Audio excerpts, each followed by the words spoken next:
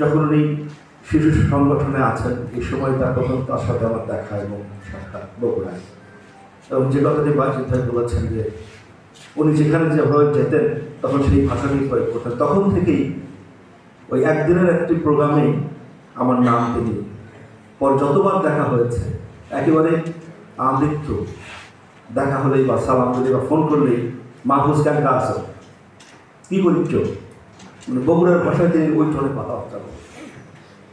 এই যে ভালোবাসা, বুকে আগলে নেওয়ার যে আকর্ষণ, সেই আকর্ষণীয় ব্যক্তিত্ব তিনি ছিলেন।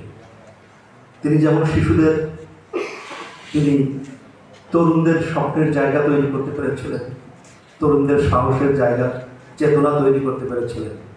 এই বাংলাদেশের মাটি মানুষের যে সংস্কৃতি, যে আকাঙ্ক্ষা, বিশ্বাসী যে চেতনা, এই চেতনাকে উজ্জ্বলিত করবার জন্য যে সাংগঠনিক দক্ষতা, সেই দক্ষতা তার মধ্যে ছিল এবং সেই জায়গায় নিয়ে গেছে। কবি মতিউর রহমান মল্লিক যেভাবে সাহিত্য সাংস্কৃতিক আন্দোলনটাকে একটি সংগঠন থেকে আন্দোলনে রূপায়িত করেছিলেন, তিনি চলে যাওয়ার পরে আমরা খুব ভেঙে পড়েছিলাম যে এই হাল কে ধরবে। আল্লাহ রাব্বুল আলামিন বাছাই করে দিলেন ডক্টর আজম ওবায়দুল্লাহকে, এবং তার নেতৃত্বে দেশীয় সাংস্কৃতিক সংসদের যে স্রোতধারা যেভাবে সারা দেশে ছড়িয়েছে। আমরা একটি নতুন বাংলাদেশ পাওয়ার পরে অনেক প্রত্যাশা করেছিলাম, তার সাথে অনেকবার অনেক দিন দেশীয় অফিসে একসাথে বসে কথা বলা, এবং সব শেষে একদিন শুয়ে শুয়ে একই বিছানায় শুয়ে শুয়ে অনেক কথা, অনেক গল্প, অনেক স্মৃতিচারণ, অনেক স্বপ্নের কথা দেখতে হবে।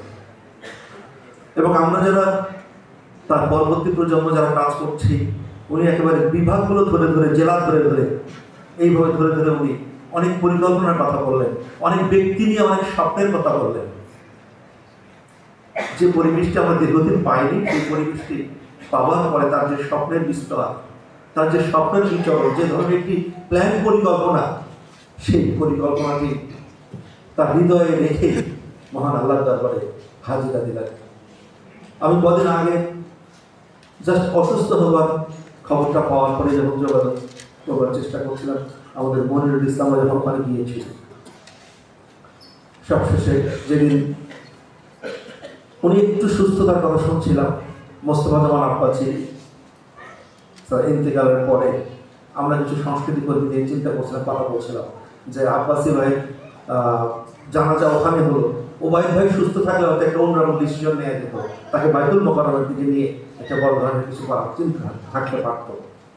এইরকম কথাগুলো হতে হতে রাত্রে অনেক কথা বলেই রাত্রে 1টা দিকে হঠাৎ করে সংবাদ পেলাম উনি চলে গেছে।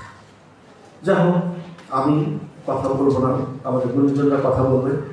আজকে দৈনিক সংগ্রামের সাহিত্য পাতায়, দৈনিক নয়া দিগন্তের সাহিত্য পাতায় আমি তাকে নিয়ে ভিন্ন ভিন্নভাবে একটু মূল্যায়ন করে ছোটো ছোটো লেখার চেষ্টা করেছি, আপনার সুযোগ হলে দেখবেন। আসলে তার যে বইগুলো, 3টা ইংরেজি বই, এই 3টি ইংরেজি বই তরুণদেরকে যেভাবে ইনফ্লুয়েন্স করেছে, তারপর তার যে তারুণ্যের ভাবনা, আরও যে 4টি যে বাংলা বই, সাহিত্য সংস্কৃতি বই সহ প্রত্যেকটার মধ্যে একটি কথাই তিনি উচ্চারিত করবার চেষ্টা করেছেন, যে কথাটি কবি মতিউর রহমান মল্লিক কবিতার ভাষায় বলেছেন, সাহসের সাথে কিছু স্বপ্ন জড়াও, তারপরে পথ চল নির্ভয়, আঁধারের ফাঁক কেটে আসবে বিজয়, মুক্তির লগ্ন সে নিশ্চয়। এই কথাটিকেই তিনি মনে হয় সব গ্রন্থেই ব্যাখ্যা করেছেন। একজন তরুণকে জাগিয়ে দেওয়ার জন্য, বিপদ থেকে তাকে নতুন এই যে মোবাইল টেকনোলজি, যে বিশ্বায়ন, তথ্য প্রযুক্তির উৎকর্ষতা, এই সময় একজন তরুণ কীভাবে নিজেকে সেভ করবে, নিজেকে উজ্জ্বলিত করবে, নিজের চিন্তাকে শানিত করবে, বিশ্বময় ছড়িয়ে দেবে, এই ভাবনাগুলো তিনি ছড়িয়ে দিয়েছেন তারুণ্যের মধ্যে। আজকে তিনি চলে গেলেন, আমরা অনেকটাই মানে পুরোপুরিভাবে অসহায় হয়ে আছি। আল্লাহ রাব্বুল আলামিন নিঃসন্দেহে তার জায়গা পূরণ করে দেবেন। আল্লাহর কাছে এইটুকু আছি, তাকে তুমি ভালোবেসেছ, নিয়ে গেছো, অন্তত আরও কিছু মল্লিক দাও, আরও কিছু আজম ওবায়দুল্লাহ দাও, যারা অন্তত আমাদের স্বপ্নের যে সাংস্কৃতিক বিপ্লব, স্বপ্নের যে মানবতার কল্যাণে মুক্তির যে বিপ্লব, এই বিপ্লব যেন সামনের দিকে, বিপ্লবের কাজ যেন সামনের দিকে এগিয়ে নেওয়ার মতো, নেতৃত্ব দেওয়ার মতো, বিপ্লবকে সংগঠিত করবার মতো যে নেতৃত্ব দরকার, আল্লাহ তাআলা তুমি সেই নেতৃত্ব দান করবার। আজম ওবায়দুল্লাহ, মতিউর রহমান মল্লিক যারা চলে গেছেন, মুকুল চৌধুরী কয়েকদিন আগেই চলে গেছে।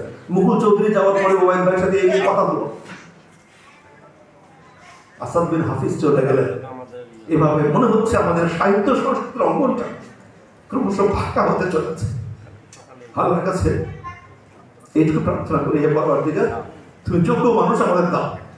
শিল্প সংস্কৃতির যে আগ্রাসন চলছে, মাদকের যে আগ্রাসন চলছে, বিদেশি যে আগ্রাসন আমাদের সুন্দর বাংলাদেশটাকে খেয়ে ফেলছে, অজগর সাপের মতো গেলে খেলতে চাচ্ছে, এই জায়গা থেকে তুমি হেফাজত করো। আজম ওবায়দুল্লাহকে এরকম আরো কিছু আজম ওবায়দুল্লাহ আমাদের মতো তৈরি করে দাও। আল্লাহ আমিন। আসসালামু আলাইকুম ওয়া রাহমাতুল্লাহ।